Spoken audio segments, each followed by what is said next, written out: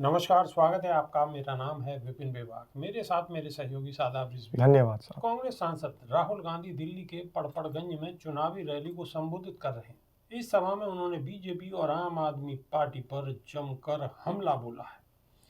राहुल ने कहा है कि नफरत के बाजार में मोहब्बत की दुकान खोलनी है। हम नफरत का हिंदुस्तान नहीं चाहते, हम मोहब्बत की दुकान चाहिए।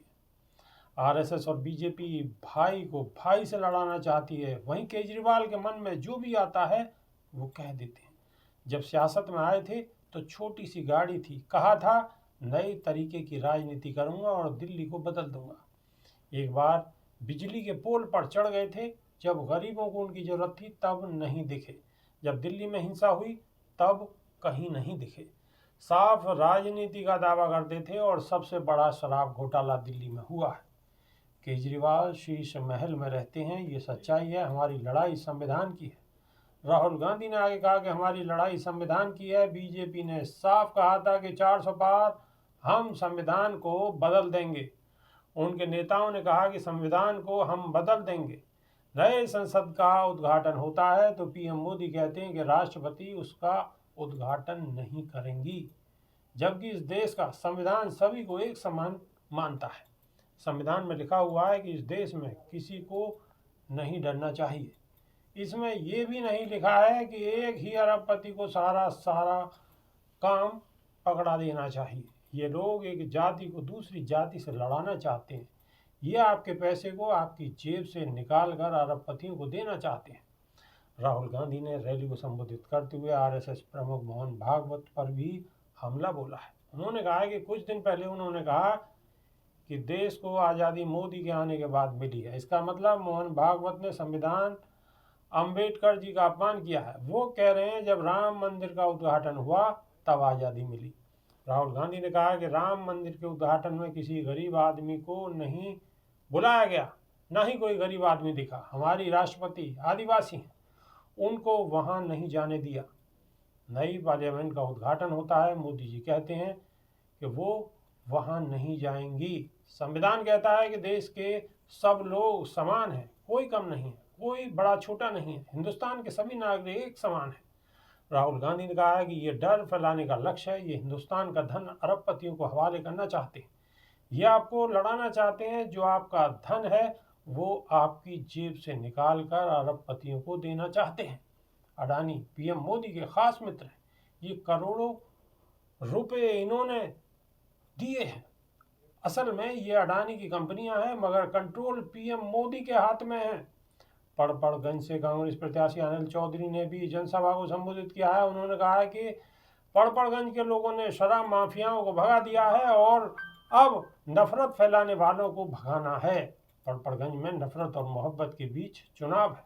मोहब्बत में वो ताकत है कि किसी का भी हृदय परिवर्तन किया जा सकता है। मुझे पूरा भरोसा है कि पड़पड़गंज में मोहब्बत कांग्रेस की विचारधारा और कांग्रेस के लोग ही जीतेंगे। राहुल गांधी कोई मौका नहीं छोड़ रहे, चाहे बीजेपी हो और चाहे आम आदमी पार्टी के प्रमुख हों अरविंद केजरीवाल।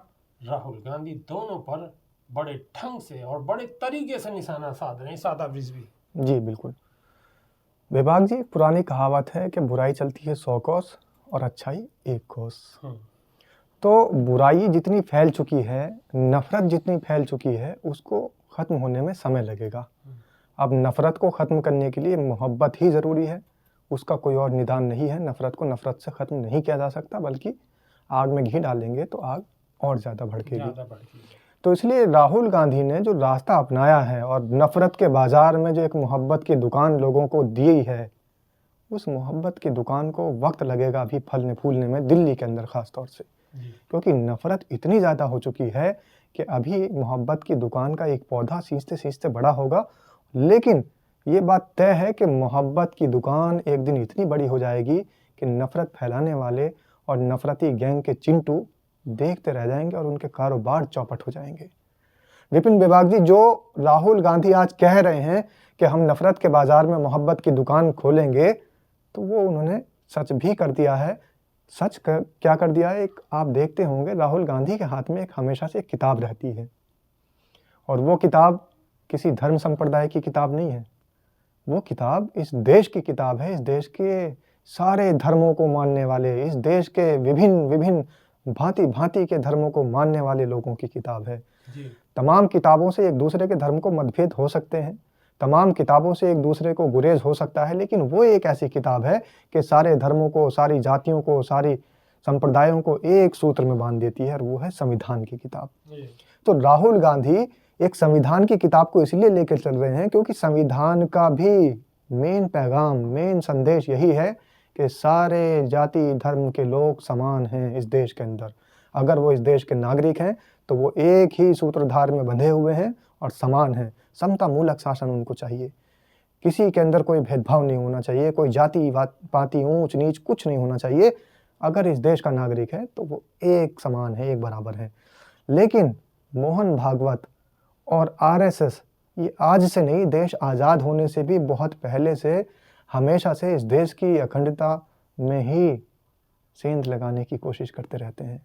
इस देश को खंड खंड करने के लिए भी इन्होंने काम किया, और जब देश के संविधान के बनने का नंबर आया तब भी इन्होंने विरोध किया।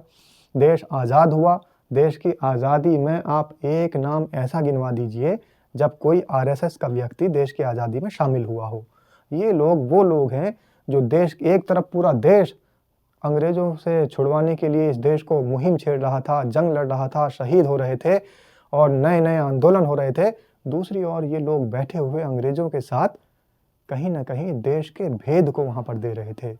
ये लोग, जैसे आप कहते हैं कि घर का भेदी लंका ढाए, ये लोग अपने ही घर को ढहाने के लिए वहाँ पर भेदी बने हुए थे, मुखबिर बने हुए थे, और इस देश के बड़े क्रांतिकारी तबके की जानकारी वहाँ पर अंग्रेज़ों से साझा करने का काम ये लोग करते थे। वो कौन लोग थे? वो वही आरएसएस के लोग, जिस आरएसएस के प्रमुख आज मोहन भागवत बैठे हैं।